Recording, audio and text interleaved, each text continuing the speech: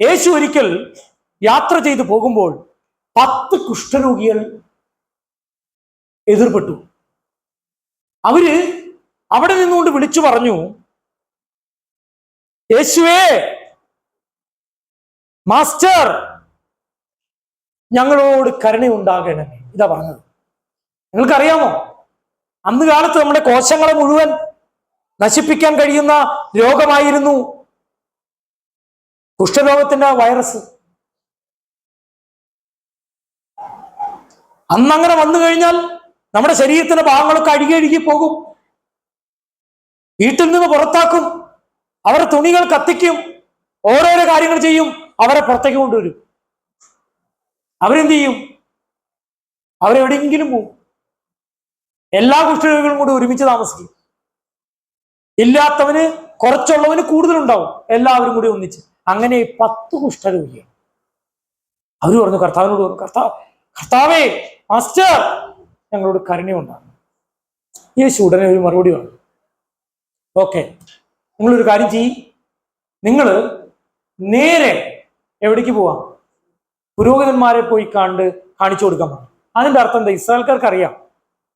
അതായത് കുഷ്ഠരോഗം ഭേദപ്പെട്ടു എന്ന് ആര് സർട്ടിഫൈ ചെയ്യണം?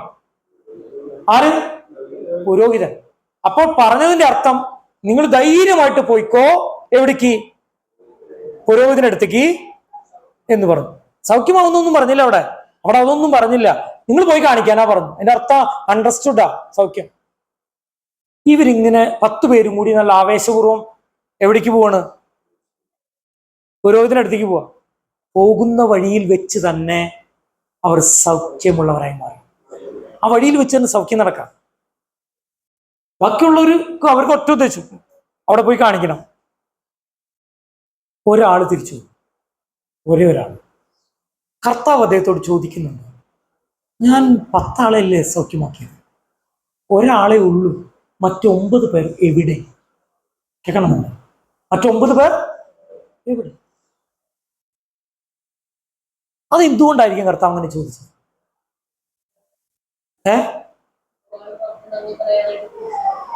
അതിന്റെ അർത്ഥം, അതിൽ നിന്നൊരു കാര്യം നമ്മൾ മനസ്സിലാക്കണം. കർത്താവ്, നമ്മുടെ സൃഷ്ടാവായ ദൈവം, നമ്മുടെ ഉടയവനായ ദൈവം നമ്മളിൽ നിന്ന് നന്ദി നിറഞ്ഞ ഹൃദയം ആഗ്രഹിക്കുന്നുണ്ട്. അതാണ് ഇതിന്റെ കാരണം. മറ്റു 9 പേർ എവിടെയെന്ന ചോദ്യത്തിന് അതല്ലാതെ വേറെ ഉത്തരമില്ല. സൗഖ്യമായതിനൊന്നും കർത്താവിന് വിരോധമില്ല. സൗഖ്യമുണ്ടായതുകൊണ്ട് ഇന്ന് കർത്താവദാസൻ ഇങ്ങനെ പറഞ്ഞല്ലോ, രോഗമാണ് എന്നെ കർത്താവിലേക്ക് എത്തിച്ചത്, പക്ഷേ രോഗസൗഖ്യം പൂർണ്ണമായി നടന്നില്ലെങ്കിലും നിത്യജീവൻ നൽകുന്ന കർത്താവിനെയും കർത്താവിന്റെ വഴിയും കണ്ടെത്താനിടയായി. അതാണ് പ്രധാനപ്പെട്ടത്. സൗഖ്യം ഉണ്ടായാലും ആള് മരിച്ചു പോകണം, ശരിയല്ലേ? ലാസർ ഉയർപ്പിച്ചു, അതിനേക്കാൾ വലിയ സൗഖ്യം ഉണ്ടോ? പിന്നെ ലാസർ മരിച്ചു പോയില്ലേ? പക്ഷെ പ്രധാനപ്പെട്ട ദൗത്യം എന്ന് പറയുന്നത് നിത്യജീവനല്ലേ? അതിനെന്ത് വേണം? നന്ദി നിറഞ്ഞ ഹൃദയം വേണമെന്ന്. എന്തുകൊണ്ട്? നമുക്ക് ലഭിച്ചിരിക്കുന്ന സാൽവേഷൻ, നമുക്ക് ലഭിച്ചിരിക്കുന്ന രക്ഷ, അതൊരു വ്യക്തിയെ ആശ്രയിച്ചിട്ടാണ്. ആണോ? വ്യക്തിയെ ആശ്രയിച്ചിട്ടാണോ? ആണോ? ഒരു വ്യക്തിയെ ആശ്രയിച്ചിട്ടാണോ? അല്ലേ? നിങ്ങൾ ഞാനോ നിങ്ങളോ എന്ന് വിചാരിച്ചിട്ട് നിങ്ങൾക്ക് സംശയം വന്നേക്കണം. ഏതെങ്കിലും വ്യക്തിയെ ആശ്രയിച്ചിട്ടാണോ നമ്മുടെ രക്ഷ? യേശുവിനെ ആശ്രയിച്ച്, ഒരു വ്യക്തിയെ ആശ്രയിച്ചിട്ട് തന്നെയാ. സംശയം നീ വായിക്കുക. യോഹന്നാന്റെ സുവിശേഷം 3-ാം അധ്യായം 16-ാം വാക്യം ഒന്ന് പെട്ടെന്ന് വായിച്ചേ.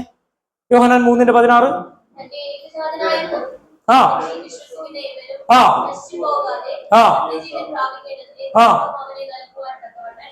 യെസ്, ഒരു വ്യക്തിയെ ആശ്രയിച്ചിട്ടാണ് നമ്മുടെ രക്ഷ.